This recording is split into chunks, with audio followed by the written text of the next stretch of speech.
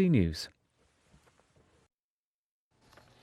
Well, joining us now is Alex Vital, who is author and professor of sociology at Brooklyn College, New York. He's written extensively on US police and community policing. If I may just pick up on that point which Peter Bowes ended his report on, why does this kind of thing keep happening? Well, I think we've been addressing the problem in the wrong way. I mean, the sad fact is that last year we had a record number of police killings despite several years of discussions and investments and so-called commitments to reforming police. And the local activists there in Memphis have actually switched from calling for yet more training to talking about, well, why are we using police to engage in routine traffic enforcement, to engage in pretextual traffic stops? And why are we unleashing all kinds of secretive, specialized, highly militarized units on communities to deal with what are often very minor issues? So it seems to be, you think one solution might be, what, to take police officers away from routine traffic stop duties? This is already happening in some cities in the United States. The research shows, including research very near Memphis in Nashville, shows that routine traffic enforcement by armed police does not actually improve traffic safety. Things like engineering, traffic calming measures, speed limits, these things make much more of a difference in improving traffic safety. I mean, in terms of the power dynamics at play here, how much do you think that comes into it? Well, you know, there has been this tremendous uprising of demands for changes in how policing is conducted. And in fact, you know, Memphis adopted a huge number of changes to training, use of force policies, and it just hasn't changed the fundamental way that policing happens there. And I think part of the problem is that local officials have failed to consider other strategies to address some very real crime problems in Memphis, and they put everything on the backs of the police. And this has caused the police to engage in tactics that, frankly, are abusive and racially disparate. I'm just reading some of the detail of what happened. And officials say he was suspected of reckless driving, but the account says he'd simply stopped to take photos of a sunset at a local park. How does that kind of thing escalate?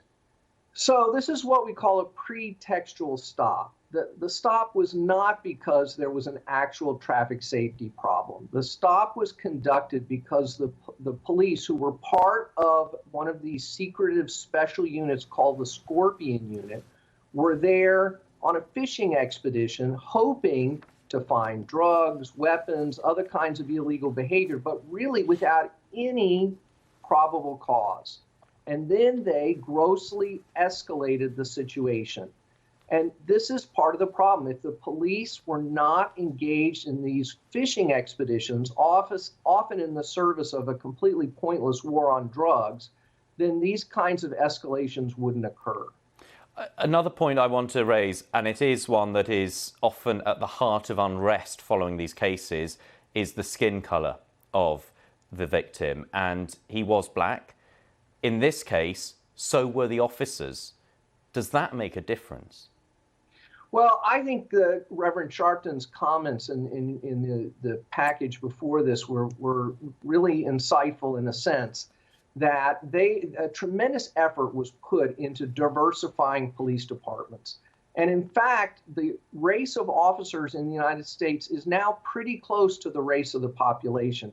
And it just hasn't made any meaningful difference. And I don't think anyone in very poor non-white communities in the United States feels that the race of the officers is making some kind of meaningful difference in the way that they are experiencing policing. In which case, what would make a difference then? Well, I think that cities need to look for strategies other than just policing to address their crime and disorder problems.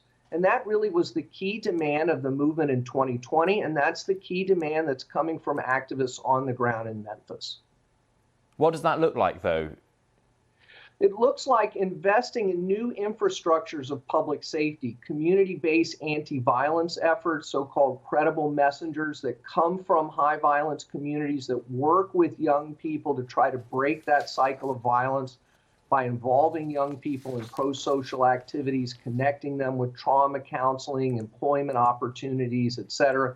It's about investing in more counselors in schools, more community-based mental health services, all of which is a lot cheaper than what we're spending on policing and doesn't come with the collateral consequences that unfortunately many of us are going to see on this video when it's released over the next day.